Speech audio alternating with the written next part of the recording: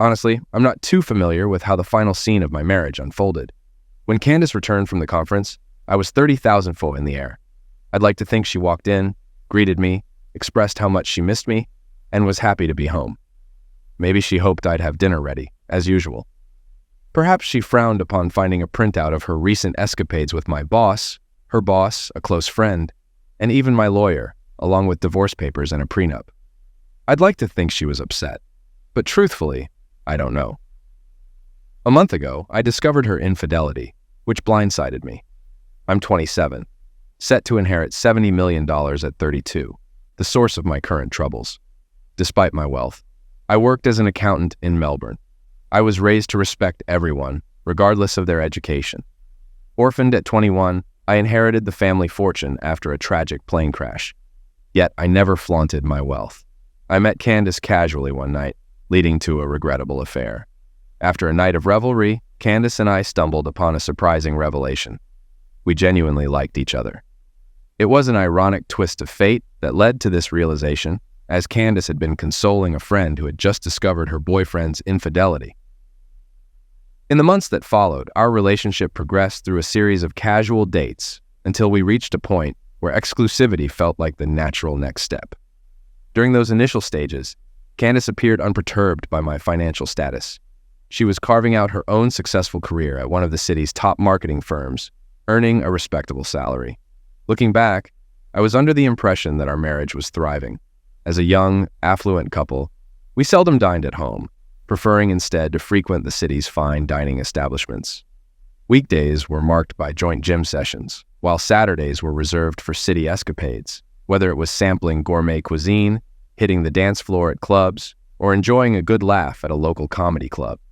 Recalling the moment I proposed to her, I shuddered at the stark contrast with what I now knew. Back then, her acceptance filled me with an overwhelming sense of luckiness, despite her being what many would consider conventionally average in appearance. As our marriage progressed over 2 years, discussions about starting a family emerged. Yet in hindsight, it marked the beginning of a downward spiral. Candace's frequent work-related trips initially raised no cause for concern on my part. After all, isn't trust an inherent part of loving someone? It was only when my manager and partner, George Seaman, announced a lengthy business trip that my suspicions were aroused. His departure coincided with Candace's upcoming 3-week conference, a coincidence that seemed innocuous at first. It wasn't until a chance encounter with an intern named Iona that the truth began to unravel. As she entered my office following George's announcement, Iona's demeanor betrayed a hidden agenda. "Hi, Thomas," she greeted me, prompting me to pause my work on a corporate spreadsheet. Little did I know that her presence would unveil a reality I was ill-prepared to confront. Iona Brown was petite, yet strikingly beautiful, with long golden hair cascading down her back, piercing blue eyes, and an air of sophistication that exuded professionalism. Despite her modest attire, she always conveyed a sense of dedication to her work. In just 3 months, she would conclude her tenure with us and embark on a year-long journey across Australia before heading to Germany to reunite with relatives. Despite our brief interactions over coffee, I found her to be refreshingly honest and uncompromising when it came to ethics. Her integrity was evident when she intervened to prevent a junior accountant from cutting corners on a project, despite her status as a trainee. When I noticed the solemn expression on her face, I sensed the gravity of the impending conversation. "Is everything all right, Iona?" I inquired, furrowing my brow in concern. After a moment's hesitation, she requested a private discussion over lunch, leading us to a popular sandwich shop downtown. As we sat down, she unexpectedly reached for my hand, causing my curiosity to pique. However, her blush and apology revealed a vulnerability I hadn't anticipated. Feeling a knot form in my stomach, I realized this conversation held significant implications. Memories of past troubles resurfaced, prompting a sense of unease. Despite my attempt to maintain composure, I couldn't shake the apprehension brewing within me. "It's all right, Iona," I reassured her, masking my own anxieties. "But I'm concerned. What's on your mind?" In the next 20 minutes, Iona revealed how she overheard George Simon discussing plans to entertain guests in 2 weeks.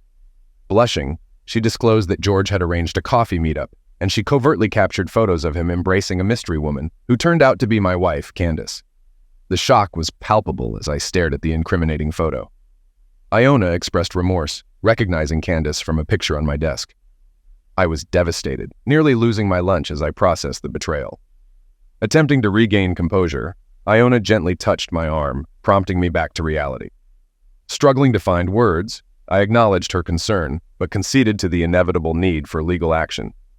However, Iona hesitated, revealing another unsettling detail. My lawyer would be accompanying George and Candace the following week. As panic threatened to overwhelm me, I grappled with the realization that money was at the heart of this betrayal.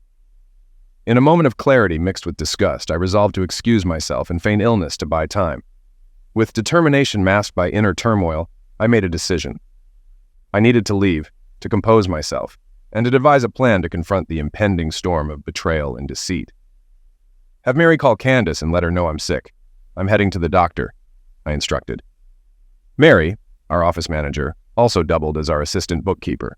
Standing abruptly, Iona rose with me. I can't thank you enough, I expressed, offering a strained smile. Your honesty likely saved me from a dire situation. Can you share this with Mary and keep it between us? Iona nodded without hesitation, affirming her loyalty in quiet German. I'm sorry, Thomas. I hope you won't hold it against me, she said. I reassured her, extending my hand. No grudges, I owe you. Consider me a friend for life. With mutual smiles, we parted ways. I headed to a restroom, inducing vomiting to maintain the ruse of illness. After a brief call to my doctor, I arranged an appointment, securing a sick leave and medication for a presumed stomach ailment. Leaving the clinic, I resolved to take action. Driving to a nearby hotel, I checked in and settled in my room. Shortly after, Candace called, expressing concern over my health. Faking illness as usual, I assured her I was fine but requested clothes and toiletries be brought to me, feigning a need for rest. Surprised by her genuine concern, I couldn't help but feel conflicted about her fidelity in light of recent revelations. I'll be better in a few days, Candace, I assured, feigning a cough. We chatted briefly, but I couldn't shake the image of Candace and George in my mind, courtesy of Iona's revelation.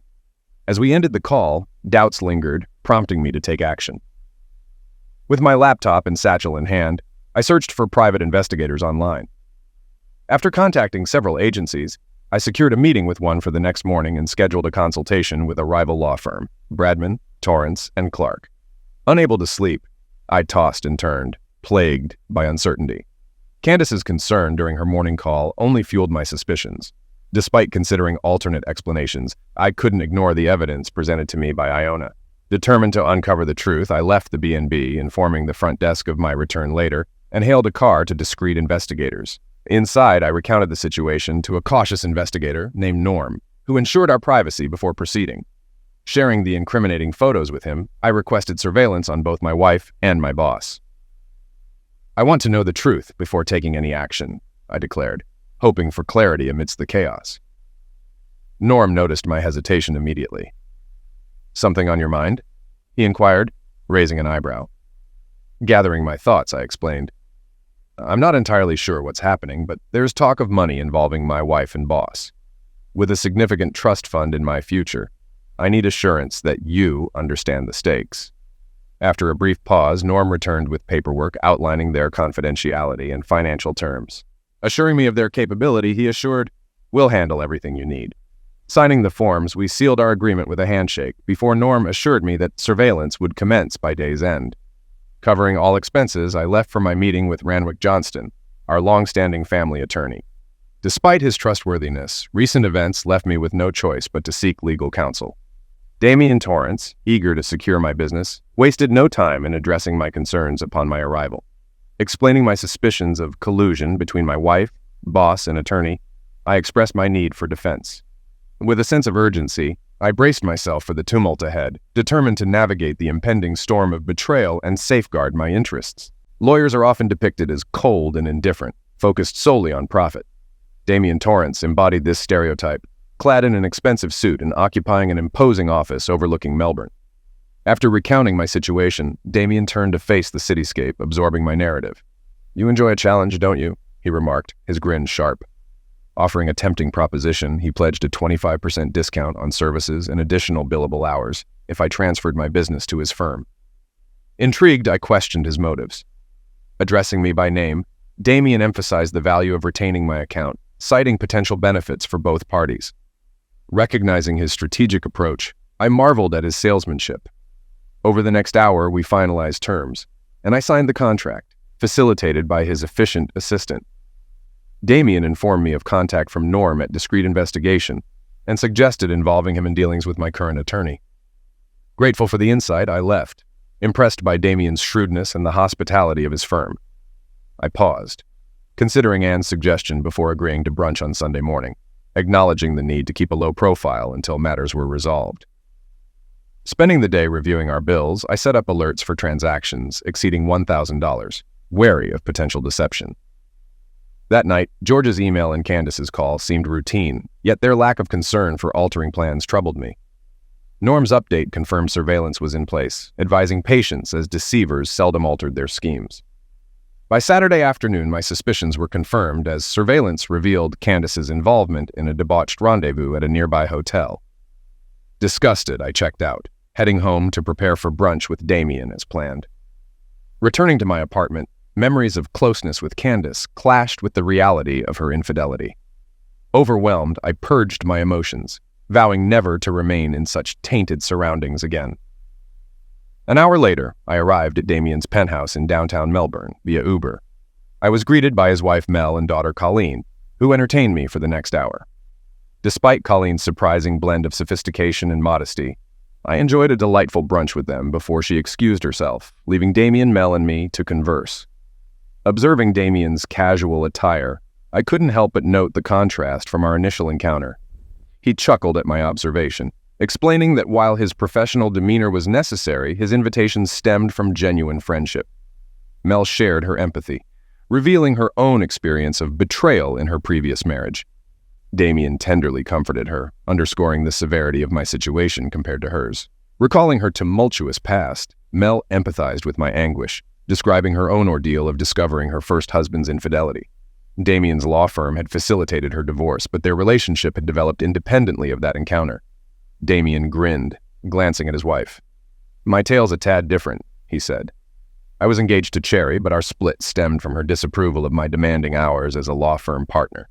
It wasn't a messy breakup, just a breakup. About a month before Mel's divorce was finalized, we crossed paths at a coffee shop downstairs. I was drawn to her, pregnant belly and all." "You mean?" I interjected, eyeing Mel, who blushed. They affirmed, "Yes, Colleen is Lawrence's daughter," Mel clarified. "I discovered this a few weeks later, but it didn't alter my feelings," Damien added. "I promptly adopted Colleen at age 2 when Mel and I wed. Lawrence gladly signed the papers, relieved to dodge child support obligations. We sat in silence, absorbing the revelation. Eventually, I broke the quietude, sipping my coffee. "So, what became of Lawrence?" I inquired. Damien chuckled. "He fell ill with several STDs over the following year. We lost track, but last we heard, he was in a shared house, working customer service for a telecom giant," he disclosed, sighing. "If that's what makes him content, so be it." "Though he owed Mel honesty," Damien remarked, Mel squeezing his hand affectionately. "True, but our union emerged from it." "I can't regret that, despite the pain," Mel reflected. Damien nodded, somewhat guarded. We continued chatting, Colleen joining us briefly before retreating to her room to chat with friends on Discord. "And you, Thomas?" Mel inquired, refilling our cups with her expertly brewed coffee. I glanced at Damien, raising an eyebrow. He waved off any sense of formality.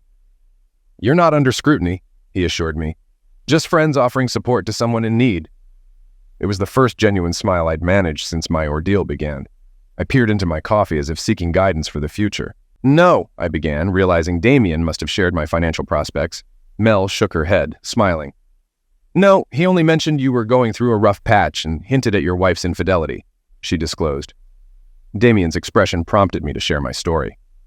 "Well," I began, inhaling deeply, "Candace and I have been married for a while now. We were considering starting a family soon, but then a colleague at work revealed that my wife was having an affair with my boss. He used to be my lawyer." Damien nodded, acknowledging the revelation. "It seems this has been going on for quite some time, given their attendance at these conferences for years," he commented. "Based on what I've gathered from reports, videos, and photos, it seems to align with your suspicions," he added. I blushed at the confirmation. So, the first step is to address the situation at home. They all need to go, I declared, noticing a carnivorous gleam in Damien's eyes, which he quickly tried to conceal with a blush. It's all right, Damien. I know you relish the challenge, I reassured him. He chuckled, and I sighed, shifting my gaze from my coffee to the couple before me and then to the tranquil view of Melbourne from the balcony. The weekend calm enveloped the city, offering me a sense of serenity. I'll start by obtaining a comprehensive report from Norm, I proposed, and Damien agreed. Then, I'll enforce the terms of the marriage contract with Candace and pursue legal action against everyone involved, I continued. Damien chuckled, but Mel's expression turned serious. Thomas, she interjected, leaning forward. While it's necessary to address these matters, what about you personally? Your wealth seems to be at the root of this betrayal. Your situation appears to be more dire than my ex-husband's. You've been deceived by everyone. I've struggled with feelings of inadequacy for some time, and considering what you've revealed, I imagine your ordeal will be far more challenging, she empathized, her gaze softening. It might not have fully hit you yet, she acknowledged. It took me weeks to come to terms with it. You'll need assistance, support, and likely therapy, she advised candidly. I shrugged, acknowledging her insight. Perhaps, I conceded, returning my gaze to the cityscape. I'm serious, Thomas, she insisted. Damien and I want to stand by you. He's a force to be reckoned with in the workplace. I smiled, gazing at the city. But he's also very selective about our social circle. Your presence here this morning speaks volumes about how highly he regards you. I turned to them, surprised. Damien blushed faintly and shrugged. I'm not quick to make friends, he admitted. You're like me in that you're successful, savvy, and no-nonsense, he observed, glancing at his wife. After hearing your story, I thought about what Mel went through. We decided we could be a support for you, he explained. I felt touched. I hadn't expected this softer side from him or such genuine concern from a lawyer. We spent the next couple of hours discussing my situation more openly. Mel emphasized the emotional toll, and by the time I left to check into another hotel across town, I felt more emotionally overwhelmed. Yet for the first time, I sensed I had support. I talked to Candace briefly. When she called later that evening, she spoke as if nothing was amiss, but I had received Norm's report. During this period, I matched her phone call timing with the incriminating video. Damien advised me to continue going to the office until he had all necessary legal documents ready. I tried, but it was apparent that something was off. By late Tuesday morning, Iona approached me, sensing my distress. Thomas, you look awful. Did you find out something? She asked softly, trying not to draw attention. I nodded slowly. It's worse than we discussed, judging by your demeanor, she remarked, almost anticipating it. I nodded again, trying to contain my frustration. I'm sorry, Thomas. Truly, she expressed sympathetically. I'm ashamed. I'm the one who brought this to your attention. Her German accent lent a solemnity to the word ashamed. Don't be, I reassured her, feeling a surge of determination to navigate through this ordeal as she empathized with my pain. Without you, I'd still be in the dark about my situation. What's a betrayed man? She inquired. I gave her a simplified explanation, watching her eyes widen in shock and then soften with understanding as I summarized what I had learned, sparing her the graphic details. Tears welled in her eyes by the end of our conversation. Luckily, we were in my office. Being in a more public area would have only attracted more attention. I couldn't help but wonder if anyone at the company was aware of William Zax's knowledge about the affair. Iona suggested meeting for dinner that night, unable to maintain composure if I disclosed everything over dinner. Agreeing, we left shortly after work, as she had only 4 days left on her internship. Later that afternoon, Mary, our office manager, gave me an odd look in the hallway. After lunch, she spent hours in discussion with William. I feigned productivity for the rest of the day, observing both men closely.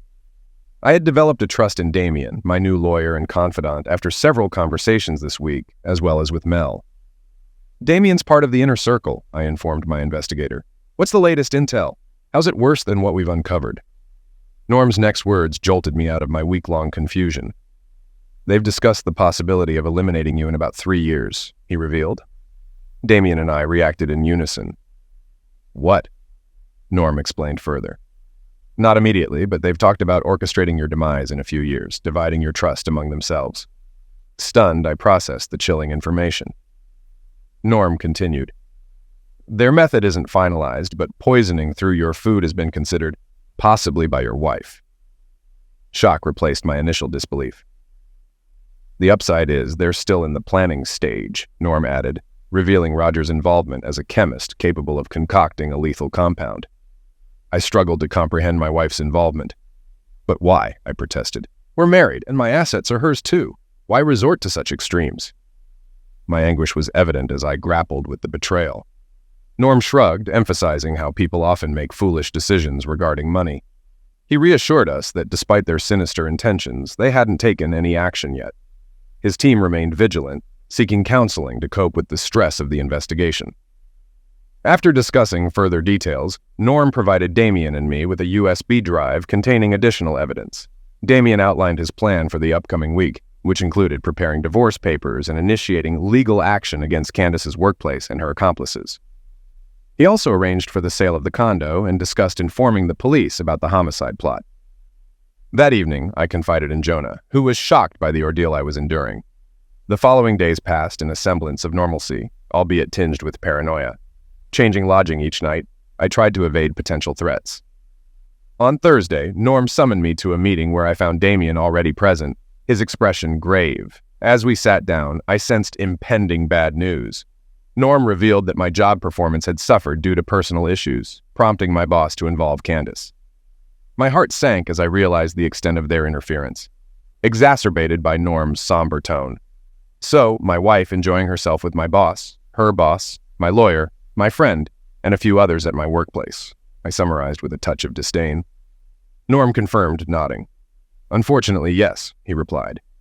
Recognizing the severity of the situation, he invited Damien, my new attorney, to join our discussion to ensure he was informed of our next steps. We devised a plan to keep them unaware for as long as possible, allowing me time to navigate the impending chaos. This meant laying low at work for the remainder of the week before taking decisive action. We continued strategizing even as I received a call from Candace, which I ignored to maintain appearances. The following day, we celebrated Iona's successful internship with a farewell party at work. Amidst the festivities, she discreetly inquired about my well-being, and we agreed to meet for drinks later. I focused on work and received encouraging smiles from colleagues as I completed tasks. In the evening, over drinks with Iona, I received a call from Mel, who suggested a trip to watch penguins near Phillip Island, emphasizing the need for nature and supportive friends during this challenging time. Grateful for the invitation, I asked if I could bring a friend along. Iona glanced at me as I heard Mel chuckle. Sure, what's her name? Mel's voice was filled with amusement. Her name's Iona. She's the one who brought me up to speed, I explained. After arranging a time and place to meet, I hung up. Iona looked at me curiously. Did you just ask me out indirectly by calling another woman? She teased. Seeing the panic on my face, Iona laughed and reassured me. Relax, Thomas, she said, patting my arm. I understand you need friends right now, so where are we going? And did I hear something about penguins? The next morning at 7:30, Jonah and I met Damien, Mel, and Colleen at a gas station outside of town. I was surprised when they arrived in a vibrant yellow 2019 Mustang. The roar of the V8 engine impressed me as they pulled up next to my own 2020 V8. Looks like Mac one knew I had good taste, Damien quipped, greeting us. After brief introductions, we hit the road. Damien joked about the joy of two big block V8 engines cruising together. By the time we reached Phillip Island, I was beaming. Damien's racing spirit and Jonah's enjoyment added to the fun of our trip. As we drove, we sang along to Spiderbait's rendition of Black Betty. Spending the day with the penguins was delightful. While we've all seen them before, penguins never fail to charm. Enjoying fish and chips for lunch, I felt grateful for supportive friends. Towards the end of the day, Jonah took my hand, and it felt natural. Despite being married, I valued fidelity. Half an hour before heading back, Colleen orchestrated a stroll with Jonah and Damien, leaving Mel and me behind. Mel seized the opportunity to confide in me. She revealed that Jonah wanted to postpone her plans to support me during the coming month. It caught me off guard, but I appreciated Jonah's gesture. Approaching the penguins, Mel chuckled, signaling that the journey home would be as enjoyable as the outing. Spotting a tavern ahead, I informed Damien that Jonah and I would make a pit stop. We bid farewell, appreciating the time spent together. Surprisingly, Jonah and I had a relaxed conversation on our way back, and upon reaching the tavern, we settled in for an early summer evening. As dusk settled in, we ordered drinks and food, indulging in the relaxed atmosphere. The atmosphere grew serious. "Thomas," she began, and I met her gaze. I had previously mentioned some basic details about Iona, who was now playing a crucial role in my life. Iona, born in Germany, immigrated to Australia at the age of 4. She had a penchant for numbers and was currently pursuing her graduate studies while interning across the country. Physically, she stood at a petite 5 feet 2 inches.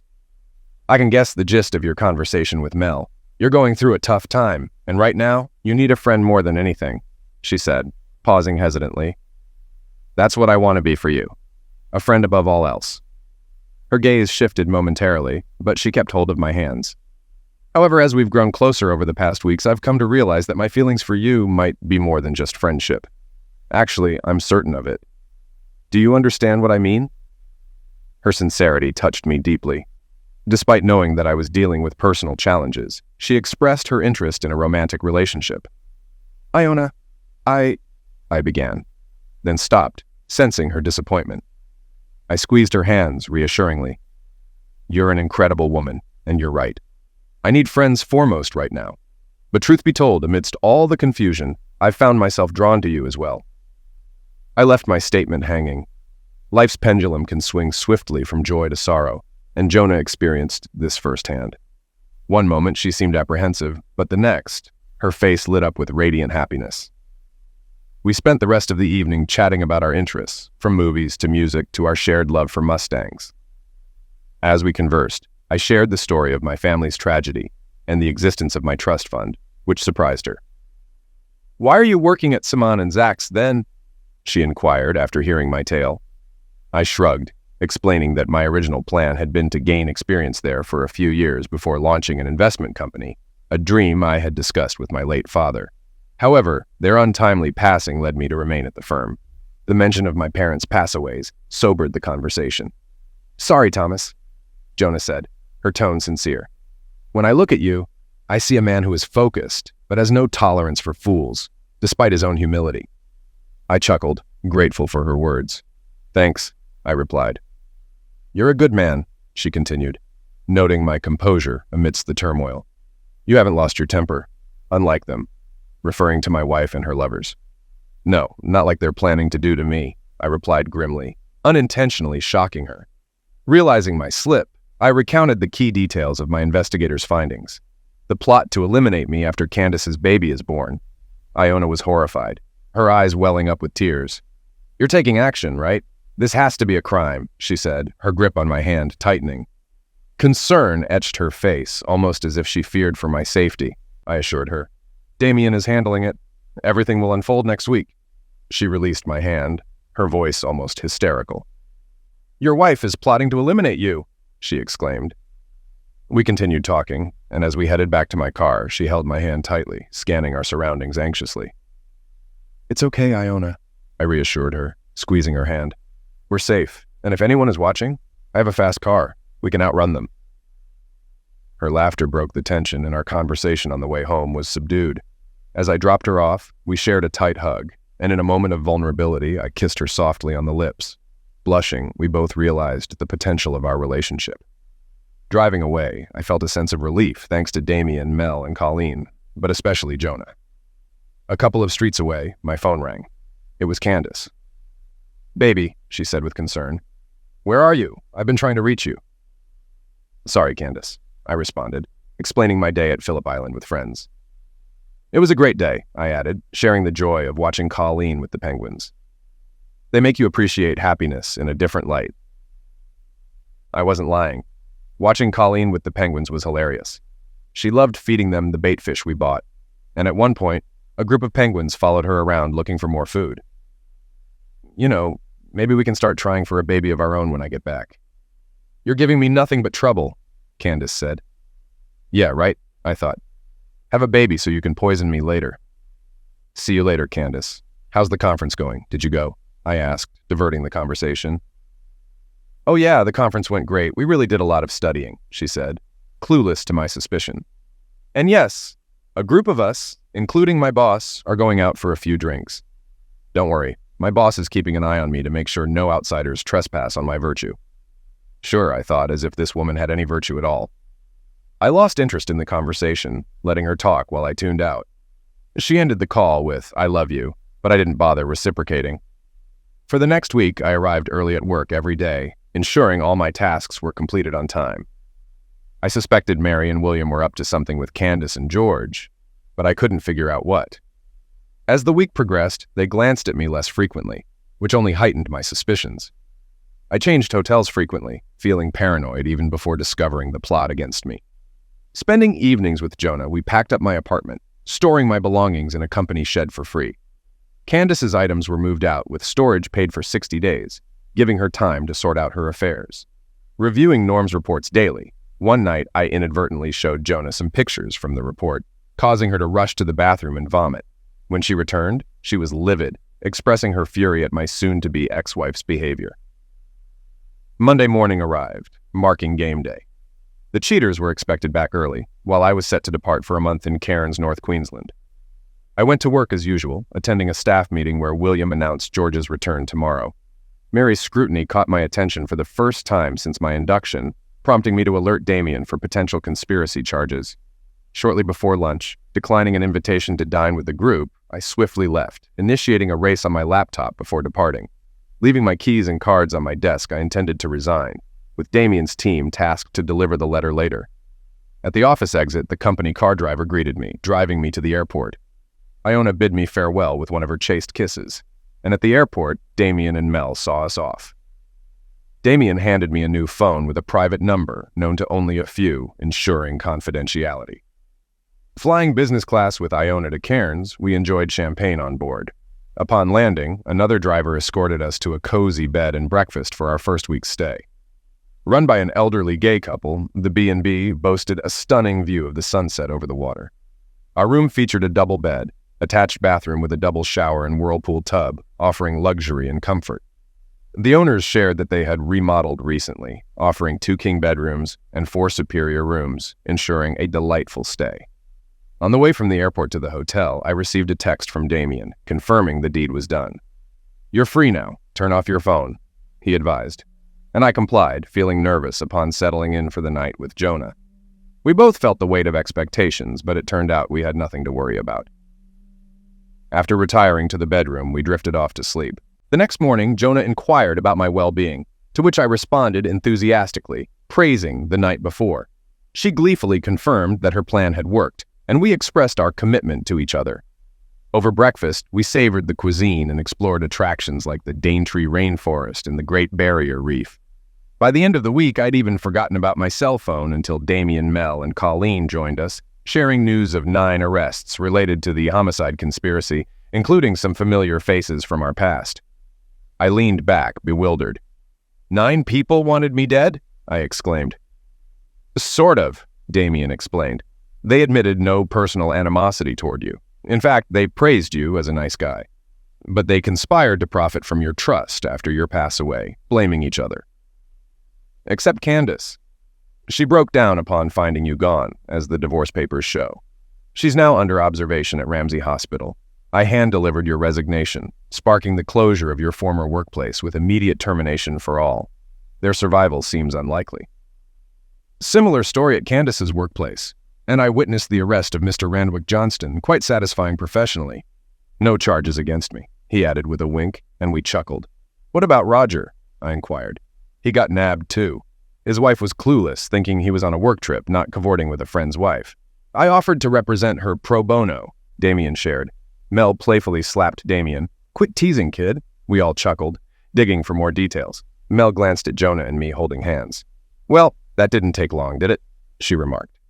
Iona blushed, then admitted, I asked him to hold me the first night. I ensured he stayed in the room, keeping him occupied so he wouldn't dwell on the situation. Damien ended up spewing coffee through his nose the next day, much to Mel's amusement. I just grinned like the Cheshire Cat. Mel assured me, You'll be fine, Thomas, glancing between Jonah and me. And she's a keeper. They accompanied us for the next week, joining us on day trips, overnight stays at casinos, and even a light airplane flight to the Daintree coast. Afterward, they returned home to Melbourne while we flew to Brisbane. There, Iona introduced me to her parents as her boyfriend, and I gladly played the role. We made headlines one night in Brisbane, though my name wasn't mentioned. And when Jonah informed my parents, they nearly panicked until we clarified the situation. They were the epitome of honesty and trustworthiness. Throughout our journey, we explored Brisbane for a week, followed by another week in Sydney. By the end of the month, neither Jonah nor I could envision life without each other. Towards the trip's end, we broached the topics of marriage and children. I assured her that once my divorce was finalized, we'd become engaged. It wasn't a conventional proposal, but she understood, confident that when the time came, I'd propose properly. When children came up, she blushed. "I have something to tell you, Thomas," she began. "I might be pregnant," she confessed, her voice tinged with shyness as she awaited my reaction. With a sigh, she added, "My period is due in a few days, so we'll know soon." Looking at me expectantly, she awaited my response.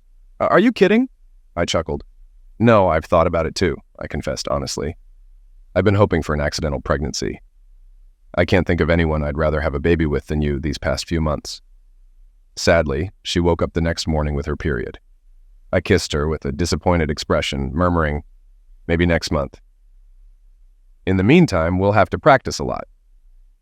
As our vacation came to an end, we returned to Melbourne and stayed overnight at Iona's place. She convinced the landlord to extend her apartment lease for a few more months instead of heading north. Although it was a small apartment outside of town, Iona felt a bit embarrassed after our month-long stays in bed and breakfasts across the country. I playfully teased her with questions about every little detail in the apartment until she was giggling uncontrollably. The next day, we visited Damien's office to look for new places to live. During lunch, Mel surprised us with coffee. "What brings you here, Mel?" Iona inquired, puzzled by her unexpected visit. "I heard you were here, so I thought I'd drop by to see how you're doing and bring you some coffee," Mel explained with a sip of her own coffee. Sensing something was amiss, Iona asked, "Is everything all right?" Mel shrugged, her expression betraying her concern. "It's not going too well, Mel. I'm not pregnant yet," Iona sighed, her disappointment evident. Moments later, Mel accidentally spilled coffee on the conference room table, prompting laughter from me. "Excuse me," I chuckled, explaining to Mel that Jonah and I were trying for a baby. "After the past month, we just decided to see what happens." "That's quick," Mel remarked, a hint of concern in her tone. We nodded in agreement. "Maybe," Iona dismissed, her gaze affectionate as she looked at me. Mel observed us for a moment before changing the subject, asking about our presence at the office. Upon learning that we were house hunting, Mel readily agreed to assist.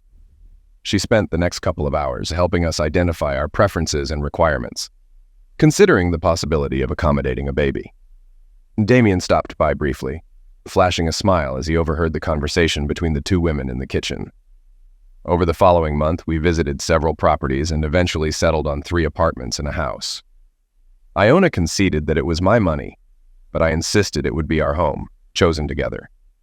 We ultimately selected a penthouse apartment in a slightly older building at the bottom of Collins Street. It offered easy access to major highways, fast public transportation, and proximity to various dining options. The apartment itself was stunning, featuring 3 modest bedrooms and a spacious master bedroom with a view of Melbourne Park. The building boasted amenities like a pool, sauna, gym, and a 24-hour concierge service. With 2 garage spaces, we could conveniently park both my Mustang and the new Jeep Iona purchased. It felt like a luxurious hotel we could call home. With Mel's help, we furnished the apartment, transforming it in just an afternoon. Within a month, we had settled in, a timely move since Jonah's period didn't arrive that month. Now, almost 9 months later, Jonah is 6 months old, and we have our baby boy. Our apartment is now adorned with soft baby proofing on every surface, and we've fully embraced our new life as parents.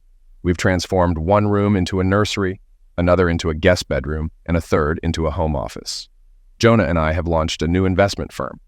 Currently, we have a modest capital of a few $1,000,000, as I'm still awaiting access to my trust in a couple of years. Iona, who excels in numbers, holds a 10% stake in the venture. Although she initially declined any ownership, I convinced Mel to be transparent, which led to our only disagreement. I now hold a 70% stake, with an investor owning 15%, and Damien and Mel holding the remaining 5%, solidifying our close friendship. The contrast between Damien the lawyer and Damien the friend never fails to amaze me. As my attorney, he was a formidable force, securing judgments against Candace and my former employers, leading both companies into administration, but with substantial liquid assets. This ensured substantial compensation for Jonah and me. He also secured a favorable outcome for Roger's wife, who received the majority of their assets, while Roger received a 30-year prison sentence, along with others involved in the plot against me. I received a plea for mercy from William and George, which I promptly disregarded in front of Damien. He took great pleasure in dismantling my former lawyer during the trial. Although I hadn't focused much on Candace during the proceedings, she received a 35-year sentence without parole. Her parents were the only ones who expressed sympathy, but even their support waned upon learning the extent of her actions. The judge granted a divorce based on her offenses against me, expressing disgust at their actions and the havoc they caused. Per the prenuptial agreement, Candace left with her belongings and $15,000 to start anew, which I placed in a trust fund for her future needs. Due to her mental health, she didn't attend the hearing and was transferred to a medium-security prison's medical unit. She requested a visit from me, which I agreed to, ensuring it wouldn't affect the divorce proceedings. 6 weeks later, I found myself in a secure meeting room in the prison's medical wing, ready to meet with Candace. In the stark room, characterized by a bolted-down table, chairs secured with chains, and the omnipresent one-way mirror that seemed straight out of a crime drama, I sat awaiting the arrival of my ex-wife. It had been a tense 10 minutes since the doctor and the guard escorted her in. Candace looked disheveled, her usually neat brown hair tousled, indicating a tumultuous state of mind. Her eyes darted around, searching for something, perhaps for reassurance or escape. Yet when her gaze landed on me, a peculiar calmness settled over her, like a storm finding peace in the eye. But there was a more conspicuous detail. Candace was visibly pregnant, her belly protruding noticeably. Despite her disheveled appearance, she wore a faint smile, almost a mask of serenity. "I'm nearly a week overdue, Thomas," she confessed softly, her hand instinctively resting on her swollen abdomen. Concern washed over me, but before I could voice it, the doctor signaled to maintain composure, and I assured Candace that everything would be okay, urging her to await the impending birth with patience. Then came her confession, laden with regret and sorrow. She spoke of never harboring ill intentions toward me, emphasizing that the coercion and manipulation by others led her astray. The weight of her words hung heavy in the air as she revealed the pressure to act at what they deemed the opportune moment post-birth. It was a revelation that pierced through the thick tension of the room, laying bare the complexity of her situation and the turmoil within her. Despite our estrangement, she clung to a glimmer of hope for redemption, tethered to the belief that our impending child could serve as a beacon of renewal. Her plea for forgiveness echoed softly, a fragile thread connecting us across the chasm of past grievances. Caught in the emotional whirlwind of her confession, I struggled to find words, my thoughts swirling with a mix of empathy, skepticism, and unresolved pain. "Our baby will bring us back together. Once the baby arrives, I'll be released, and we can start anew as a family. I promise to protect you from them," Candace pleaded, her words tumbling out in a disjointed stream. "You're my top priority, Thomas. The others were just distractions, interested in each other more than me. They used me for money. It's just us and our baby now." For the next 15 minutes, she continued to express her desire for reconciliation and a future together, interspersed with moments of clarity and remorse. Tears streaked her face as she acknowledged her mistakes and confessed her guilt. "I betrayed everyone. I was greedy and unfaithful. I even planned to damage you. I'm nothing but a wretched, despicable woman who deserves punishment." Growing increasingly agitated, she bared her emotions, urging me to inflict pain upon her as a form of retribution. "I still love you, Thomas, despite everything," she lamented, stripping off her prison garments in a desperate plea for absolution. In a moment of vulnerability, she revealed the anguish of knowing the baby wasn't mine and the regret of her past actions. Feeling powerless, I remained by her side as she grappled with her demons. "It was meant to be yours," she repeated, her voice echoing with sorrow. As the doctor intervened to guide her toward stability, Candace reluctantly retreated, bidding me a bittersweet farewell. "Live well, Thomas," she whispered, a poignant reminder of our shared past and uncertain future. And with that, she departed, leaving behind a trail of remorse and unspoken longing. A week later, the phone rang, and it was Candace's doctor on the line. He expressed his gratitude for my visit and informed me of Candace's delivery, a healthy baby girl. The doctor mentioned that DNA testing was underway to identify the father, and Candace, showing remarkable foresight, suggested putting the baby up for adoption to ensure she grew up in a loving environment rather than navigating the uncertainties of the foster care system. That evening, still reeling from my encounter with Candace, I found solace as Jonah gently placed my head on her stomach, where I felt the gentle kicks of our unborn son. It was a poignant moment, contrasting the newfound hope of impending fatherhood with the complexities of Candace's situation. 2 months later, our family expanded with the arrival of John Thomas, bringing both joy and a sense of responsibility. In a moment of compassion, I approached Damien, asking if there was a possibility of adopting Candace's daughter. After careful consideration, little Macy, Candace's child with Randy, became a part of our family. Damien, ever the tenacious lawyer, secured a modest child support payment for Macy's future education, ensuring she had some financial security. Jonah embraced Macy with unwavering love, treating her no differently than our biological children. We were firm in our belief that children should not suffer for the mistakes of their parents. Our family continued to grow, with our marriage a year later, followed by the addition of a baby sister during our honeymoon, and then a baby brother. As Macy reached adulthood, we felt it was time to reveal the truth about her origins and our history with her birth parents. It was a tumultuous week filled with mixed emotions, but with Aunt Mel's guidance, Macy found solace in the unwavering love of our family. A meeting with Randy took a dark turn, resulting in his injury and subsequent isolation. However, our encounter with Candace revealed a different side. Despite her frailty, she was moved to tears upon seeing Macy standing before her, prompting a heartfelt moment of reconciliation and remorse in the visitors' lounge. Macy, displaying her polite nature, approached Candace, offering her assistance and guiding her to the table. Standing back, Jonah and I observed as Macy introduced herself, revealing that she knew Candace was her birth mother. Candace broke into tears again, though we had forewarned the guards of the emotional reunion. After Candace underwent a thorough search, we were permitted a brief moment of embracing. Witnessing the heartfelt interaction between my adopted daughter and ex-wife, I couldn't help but be moved. Jonah, wiping away a tear, jokingly attributed it to pollen. My wife then led me over to Candace, and we spent the next hour conversing. Candace expressed her gratitude for my adoption of Macy, revealing she had no knowledge of her daughter's life after giving her up. The act of adopting Macy seemed to positively impact Candace's demeanor, as noted by her improved behavior, according to the doctors. Although she still had some time left in her sentence, the prison reported a significant improvement in Candace's conduct since the encounter. Macy, following her mother and Aunt Mel's encouragement, visited Candace on special occasions, fostering a connection despite their distant relationship. While I had started to forgive Candace, it was clear to both of us that our relationship would never extend beyond civility. For Jonah and me, Candace remained the woman who once dared to challenge me. She continued to protectively guard me and remained wary of any potential threats, showcasing her loyalty in subtle ways, such as scolding in German when she sensed someone encroaching upon me.